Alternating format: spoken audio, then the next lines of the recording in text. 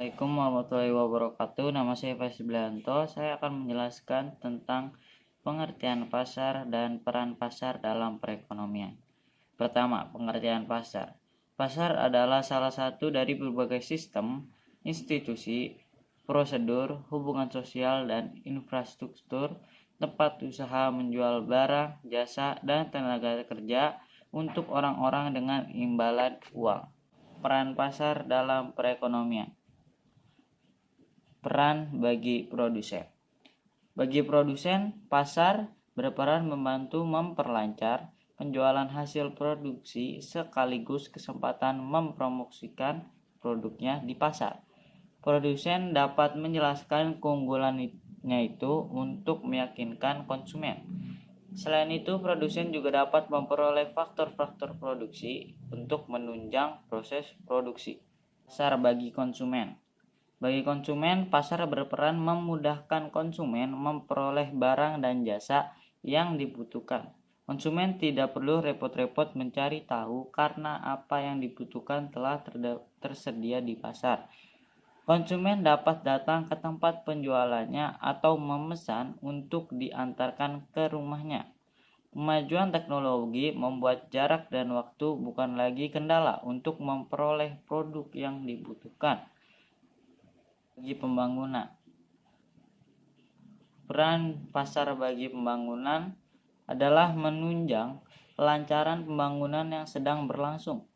Pasar berperan membantu menyediakan segala macam barang dan jasa yang bermanfaat bagi pembangunan. Pasar juga dapat dijadikan sumber pendapatan pemerintah untuk membiayai pembangunan melalui pajak dan retribusi. Pasar bagi sumber daya manusia. Kegiatan perdagangan di pasar membutuhkan tenaga kerja tidak sedikit. Semakin luas suatu pasar, semakin besar tenaga kerja yang dibutuhkan. Dengan banyak tenaga kerja yang dibutuhkan, pasar turut-menurut membantu mengurangi pengangguran, memanfaatkan sumber daya manusia, serta membuka lapangan kerja untuk orang-orang pengangguran. Assalamualaikum warahmatullahi wabarakatuh. Nama saya Altafai Syafiq dari kelas 10 MIPA 2 dan saya akan mempresentasikan salah satu materi ekonomi yang bernama macam-macam pasar berdasarkan strukturnya. Kalau begitu langsung saja kita mulai ke pembahasan materinya. Pasar yang pertama yaitu pasar persaingan sempurna. Jenis pasar ini biasanya mempunyai banyak penjual dan pembeli. Meskipun terdapat banyak penjual dan pembeli, barang yang diperjualbelikan hanya satu jenis atau bersifat homogen. Dalam hal ini, barang ditentukan oleh pasar dan semua faktor produksi yang masuk dan keluar, sehingga dalam pasar ini tidak ada campur tangan pemerintah dalam penentuan harga barangnya. Bukan hanya itu, dalam pasar ini masing-masing penjual dan pembeli sudah mengetahui keadaan pasar dengan baik. Contoh barang dari pasar ini dapat ditemukan pada pasar yang menjual hasil-hasil pertanian, misalnya seperti beras, buah-buahan, dan lain sebagainya. Pasar yang kedua yaitu pasar persaingan tidak sempurna. Sesuai dengan namanya, jenis pasar ini bertolak belakang dengan jenis pasar persaingan sempurna. Di mana dalam pasar ini biasanya hanya terdapat sedikit penjual dengan pembeli yang banyak. Pada pasar persaingan tidak sempurna, penjual dapat menentukan harga barang yang diperdagangkan. Selain itu, produk barang yang diperdagangkan pun sangat beragam atau bersifat heterogen.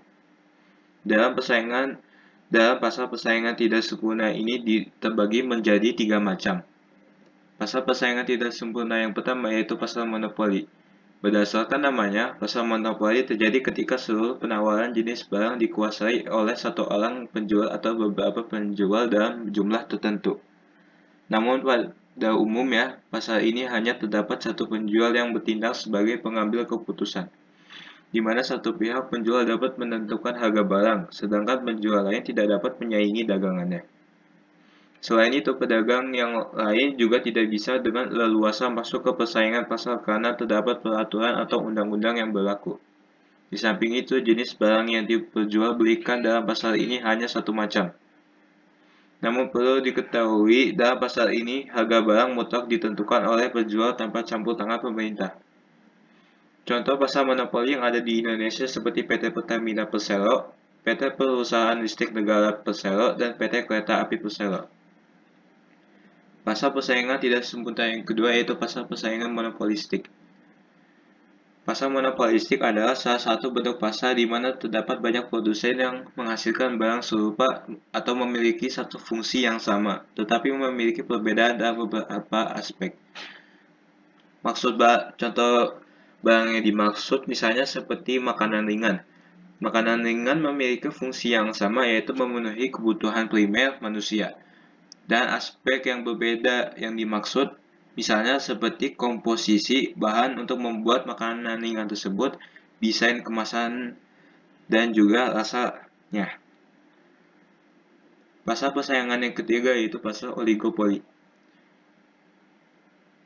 Pada pasar jenis ini, antara penjual satu dengan penjual yang lain bisa mempengaruhi harga barang yang diperjualbelikan.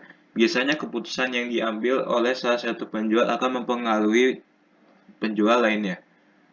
Dalam pasar oligopoli, masih terdapat kemungkinan penjual lain untuk masuk dan turut bersaing. Di sini, iklan mempunyai peranan penting bagi setiap penjual atau perusahaan untuk menarik konsumen yang ada. Contoh dari pasar oligopoli seperti persaingan perusahaan yang menjual mobil dan sepeda motor, perusahaan rokok, perusahaan semen, dan industri telekomunikasi. Peran iptek terhadap perubahan jenis dan struktur pasar. Pengaruh iptek terhadap perubahan jenis dan struktur pasar.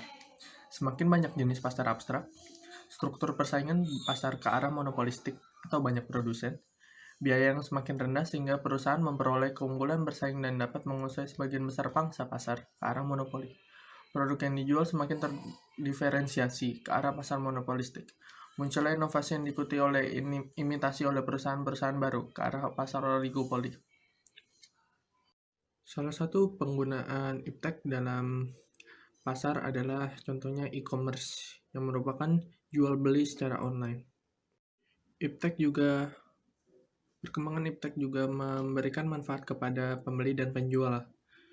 Nomor 1, ada memperpendek jarak. 2, perluasan pasar. 3, perluasan mitra kerja. 4, biaya lebih efisien, meningkatkan citra perusahaan dan menyederhanakan proses layanan. Dan nomor 7, mempermudah akses informasi produk. Assalamualaikum warahmatullahi wabarakatuh. Nama saya Adam Ardiatama dari kelas MIPA 2. Permintaan adalah suatu proses dalam meminta sesuatu atau sejumlah barang yang dibeli atau diminta pada suatu harga dan waktu tertentu. Permintaan berkaitan dengan keinginan konsumen akan suatu barang dan jasa yang ingin dipenuhi, dan kecenderungan permintaan konsumen akan barang jasa tak terbatas. Fungsi permintaan dalam ilmu ekonomi adalah fungsi yang menunjukkan hubungan antara harga barang dengan jumlah barang yang diminta oleh masyarakat. Fungsi permintaan berasal dari kedua kata yaitu fungsi dan permintaan. Fungsi adalah ketergantungan pada suatu variabel dengan variabel yang lainnya. Sedangkan permintaan adalah banyaknya barang dan jasa yang dibutuhkan masyarakat. Proses terbentuknya keseimbangan pasar. Keseimbangan pasar terjadi saat ditemukannya keseimbangan harga atau harga keseimbangan, di mana baik pembeli maupun penjual tidak ingin mengurangi ataupun menambah barang yang ingin dijual atau dikonsumsi. Keseimbangan hanya terjadi saat permintaan dan penawaran berada pada titik yang sama. Untuk mencapai suatu keseimbangan harga, biasanya pemerintah mengintervensi dengan melakukan pengendalian harga. Tujuan dari pengendalian harga adalah untuk melindungi baik pembeli maupun produsen. Bentuk kontrol yang paling umum adalah penetapan harga dasar dan harga maksimum.